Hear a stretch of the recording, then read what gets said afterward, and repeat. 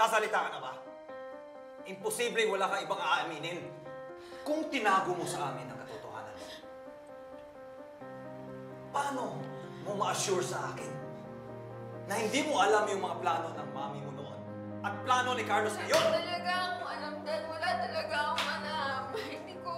Hindi ko na alam yung sasabihin ko kasi kahit ano naman sasabihin ko, hindi naman kayo maniniwala sa akin eh.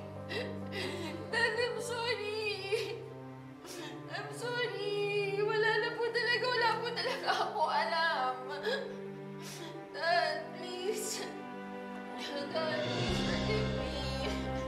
Si Don Carlos, yes, he's my biological father, pero Daddy, I love you so much kaya nga tinago ko sa'yo kasi ayoko malaman mo, ayoko saktan ka, ayoko mawala ka. Gusto ko pa rin maging parte ng pamilya to eh. Ito nga yung kinatatakutan ko eh. Kaya ako tinago sa'yo. I'm sorry, Dad. Ayoko saktan ka. Kaya ako nagawa yun. Sinaktan mo na ako, Zoe! At hindi mo na maayos yung nasira na! Pero Dad, please naman, mapaniwalain mo lang po lahat yun.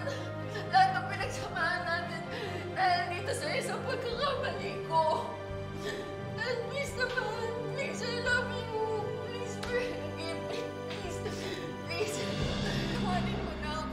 Please, I'm sorry, please. Tawanin mo na ako. Please. Zoe, di ba kailangan Please, gagawin mo lahat. Tumayo ka dyan. Gagawin ko lahat. Patawanin mo lang ako, Dad. Please, gagawin ko lahat. Patawanin mo ako. Maawa ka naman kay Zoe. Dad. Alam ko na malaki yung kasalanan sa'yo ni Zoe, pero baka naman talagang hanggang doon na lang yung alam niya. At saka nararamdaman ko talaga na pinagsisisihan niya yung mga kasalanan niya. Alam ko na hindi madaling tanggapin, pero RJ, please, bago ka magdesisyon, pag-isipan mo muna to ng mabuti. Please, yun lang naman ang pakiusap ko. Napag-isipan ko na, Lynette. At pagod na rin ako umintindi. Oh, please, give me another chance. Please, Dad. Sige na, Tumayo ka dyan. mo na ako. Tayo! Please, Daddy. Please, patawarin mo na ako, please. Hindi kita kaya patawarin ngayon, Zoe.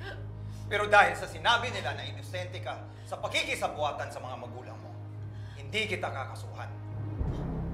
Talaga, Dad? Stop calling me Dad! Dahil starting now, tinatanggalan na kita ng karapatan sa Apex, sa buhay ko, at saka sa pamilya ko. Huwag mo sabihin yan, Gago. Si Annalyn na lang ang pagtutuunan ko dahil siya lang ang totoo kong anak. Dad, please. Starting now, hindi na kita anak.